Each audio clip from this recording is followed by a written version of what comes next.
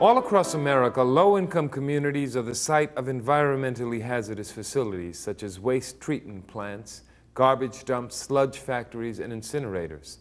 The local opposition to these facilities has given rise to the environmental justice movement in hundreds of American neighborhoods. The Environmental Justice Program of New York Lawyers for the Public Interest brings together attorneys, organizers, and residents to protect the health of local communities threatened with a variety of environmental hazards.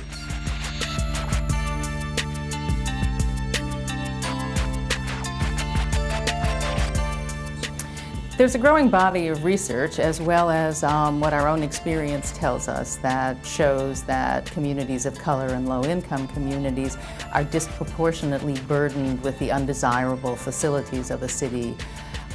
At New York Lawyers for the Public Interest, we felt that the way to address this issue was to get down to the community level, to see what kind of concerns were bubbling up in communities. And to do this, we felt that what we needed was a team of a community organizer who understood that legal assistance was a piece of technical assistance along with a range of other assistance that communities need to come together and fight things that are harmful.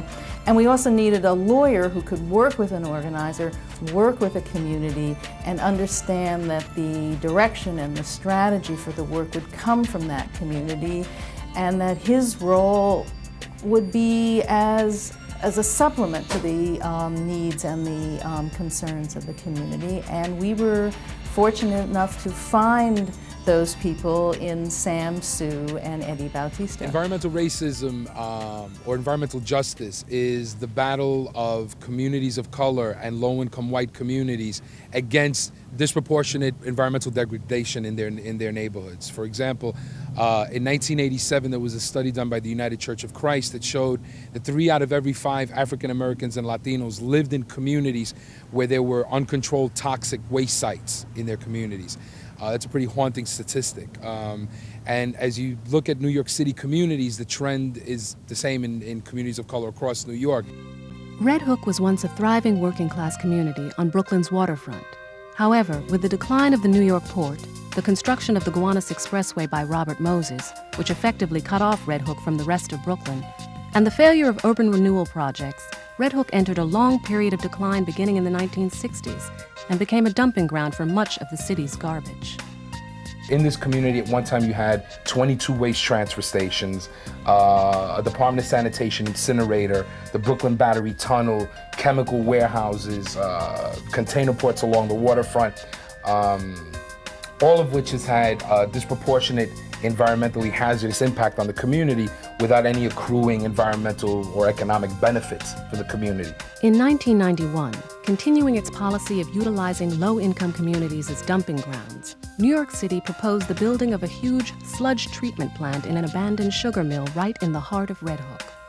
Well, a sludge plant is a plant that basically processes the solids from sewage, and a number of concerns from residents were, what the hazards of processing this kind of material in a neighborhood such as Red Hook that was pretty inundated with hazardous facilities, and there were a number of concerns about the equity of still another industrial facility being located in a neighborhood that had more than its fair share.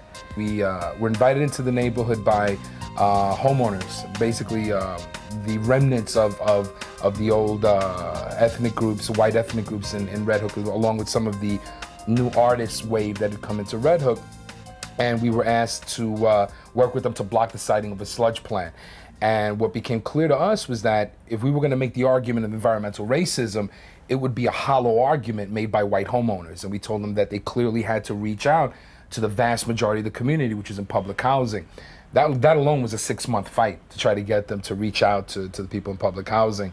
And once that became clear, we developed something called the Red Hook United Coalition Against Sludge, which was the first and only time, as far as we could tell, that the different sectors in Red Hook, tenants, homeowners, artists, business owners, the churches, and so on, united to fight against a common enemy, which was these sludge plants. And so what our challenge in Red Hook was to make sure that the city understood that this was not a community that was just going to roll over. This was a community that, despite its economic and environmental profiles, clearly had leadership capacity and was able to politically withstand this attack.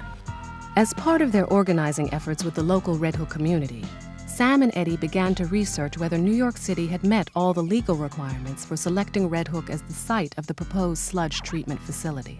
There's a procedure under the city charter called fair share that required the city to justify putting such a facility in a neighborhood that actually had so many unwanted, burdensome facilities already.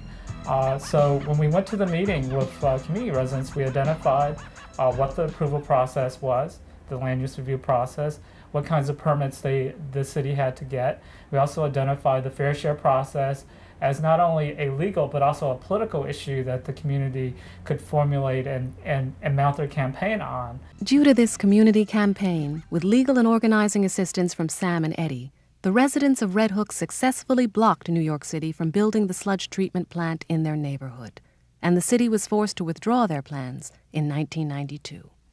And it was the first and only time any neighborhood in the city successfully used the fair share provision of the city charter. Right.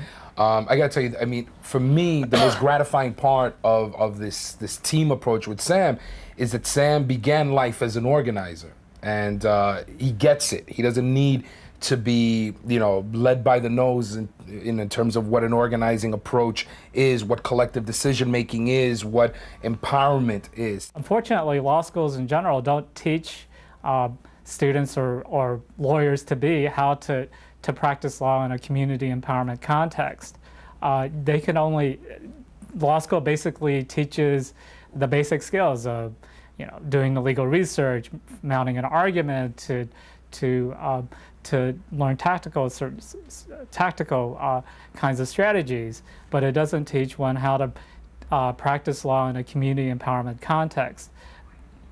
And the only way by which you can learn law in a community empowerment context is by actually going out to the community, becoming in tune to the needs of the community, and letting community residents run their own community campaigns. Community residents only become empowered by becoming critical parts, becoming active participants of their own struggle to affect change in their neighborhood, whether it be to put up a new stoplight at an intersection or whether it is to stop a sludge plant in the neighborhood. As a result of their success in Red Hook against the sludge plant, Sam and Eddie would go on to help in the organizing of other environmental justice campaigns around New York City, such as their work in 1995 with community activist Charles Barron and the residents of the East New York section of Brooklyn to halt the construction of a dangerous incinerator in their neighborhood.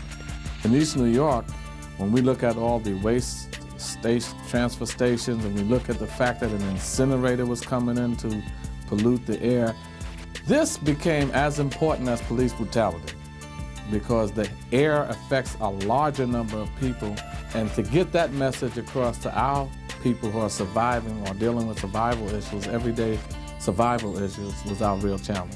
But we had such a good relationship and rapport with Sam, Eddie, and the others that we were able to have them go back and, in fact, find out that it was illegal to have a refuge burning facility in our community. And therefore, the struggle didn't have to take 10 years, because now we were able to go back to DEP, the Department of Environmental Preservation, and tell them they were reviewing an illegal application. We didn't even have to go through an EIS process, an environmental impact statement review process, because the application was illegal. And that's basically how we won the issue in 5 months instead of 5 years.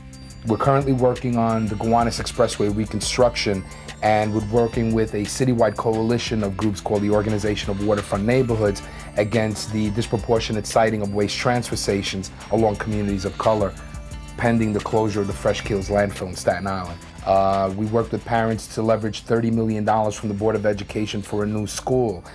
We worked with residents of the South Bronx Clean Air Coalition to close down a medical waste incinerator. In the South Bronx, we worked with residents on a Melrose Urban Renewal Plan. Yolanda Garcia is co-founder and president of Nos Quedamos, a community organization in the Bronx. Lawyers are important to a community struggle because many times we have to deal with government. And when you deal with government, you deal with the rags that are in place, the laws that are stipulated to tell you what to do and not to do. We're regulated to death, so you need a lawyer to interpret those regulations. However, the lawyers cannot take the lead. The community has to take the lead. It's an association between one and the other. If I have a problem, I can just pick up the phone and call New York Lawyers for the Public Interest, and they respond. That is unity, that is power, that is turning everything around. And here, if one community does go down because of pollution, because of being poor, because of so much disease that's going around, then that community blackens the community next to it. So goes a block, so goes a city, so goes a nation. And it means the ultimate, whatever affects us will affect the nation as a whole. And it's time that we start looking at a holistic point of view as a nation that has made us great, rather than separating people and throwing something one way, irregardless of who is hurting or not hurting.